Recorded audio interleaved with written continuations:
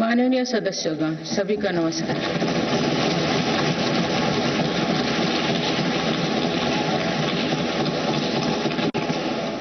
इस नए सदन भवन में ये मेरा पहला संबोधन है। आज की अमृतकाल की शुरुआत में ये भव्य भवन बना है। यहाँ एक भारत श्रेष्ठ भारत की महक भी है। भारत की सभ्यता और संस्कृति की चेतना भी है।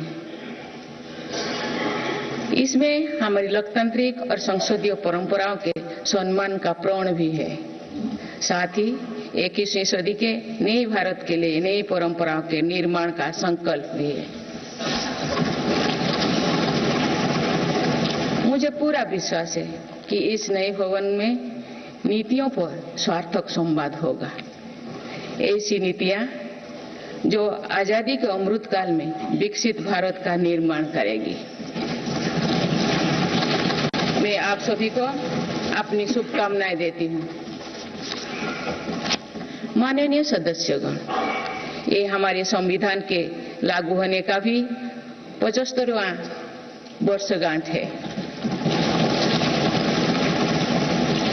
इसी कालखंड में आजादी के 75 वर्षों का उत्सव अमृत महोत्सव भी संपन्न हुआ है। इस दौरान देश भर में अनेक कार्यक्रम हुए। देश ने अपने गुमनाम स्वतंत्रता सेनानियों को याद किया। 75 साल बाद युवा पीढ़ी ने फिर स्वतंत्रता संग्राम के उस कालखंड को जिया।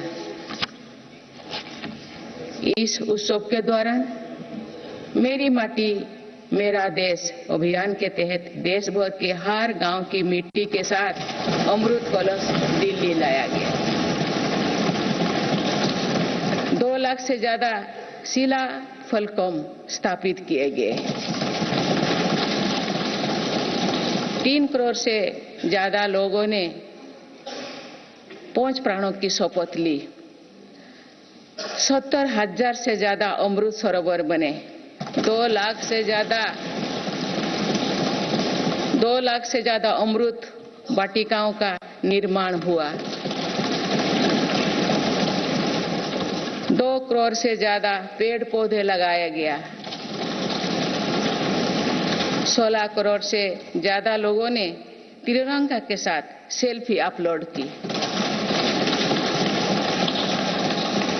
अमृत उत्सव के दौरान ही कर्तव्य पथ पर नेताजी सुभाष चंद्र बोस की प्रतिमा स्थापित की गई। राजधानी दिल्ली में देश के अब तक के सभी प्रधानमंत्रियों की समर्पित म्यूजियम खोला गया।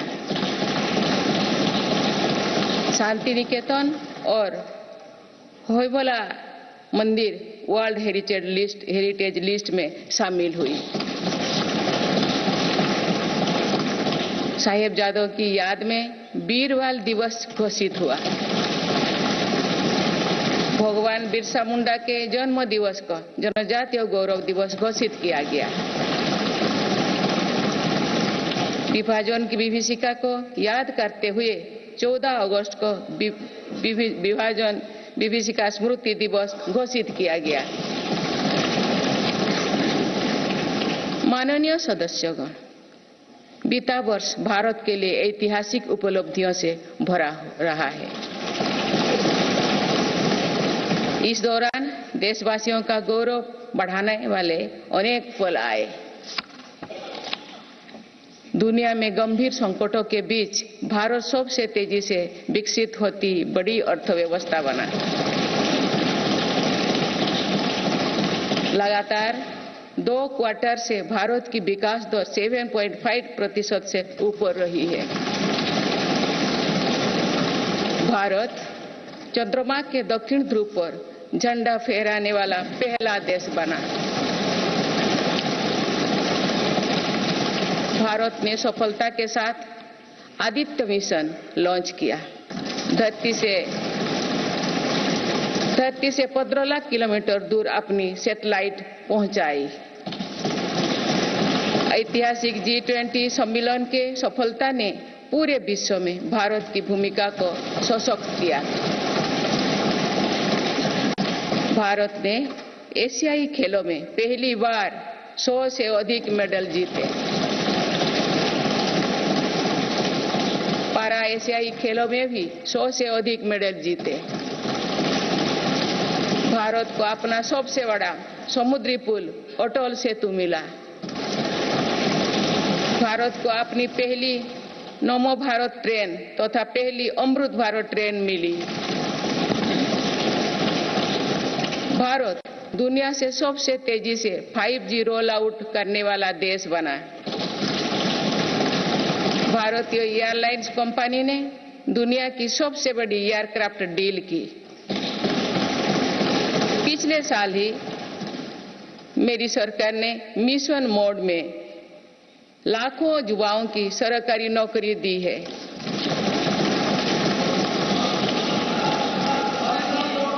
माननीय सदस्यगण, बीते 12 महीने में मेरी सरकार अनेक महत्वपूर्ण विधेयक लेकर भी आए।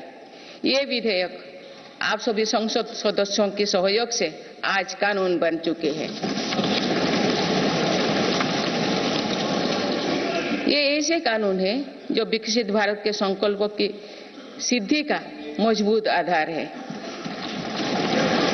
तीन दशक बाद नारी शक्ति बंधन अधिनियम पारित करने के लिए मैं आपकी सराहना करती हूँ।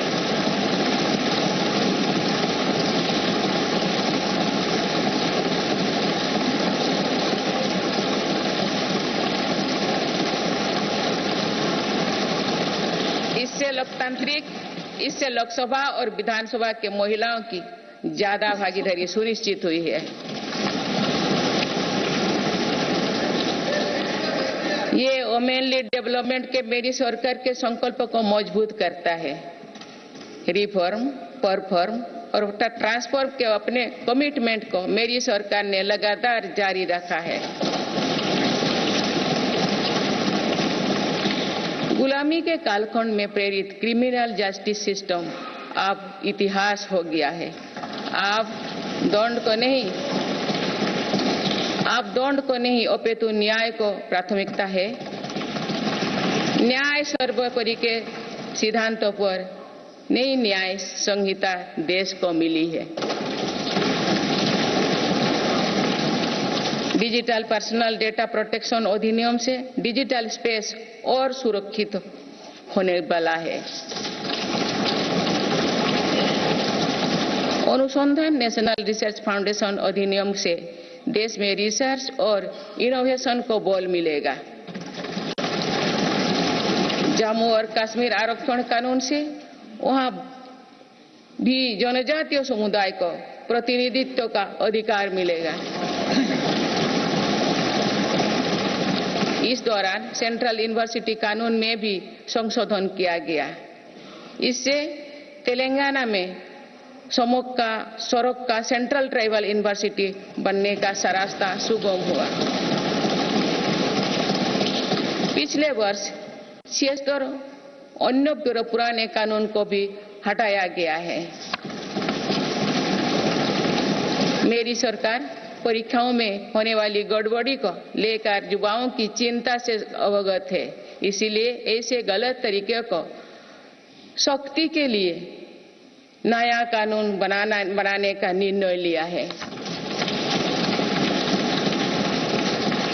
माननीय सदस्यगण, कोई भी राष्ट्र तेज गति से तभी आगे बढ़ सकता है जब वो पुराने चुनौतियों का परास्त करते हुए अपने ज्यादा से ज्यादा ऊर्जा भविष्य निर्माण में लगाए। पिछले 10 वर्षों में भारत ने राष्ट्र हित में ऐसे अनेक कार्यों को पूरा होते हुए देखा है जिनका इंतजार देश के लोगों को दशकों से था। राम मंदिर के निर्माण की आकांक्षा सदियों से थी, आज ये सोच हो चुका है।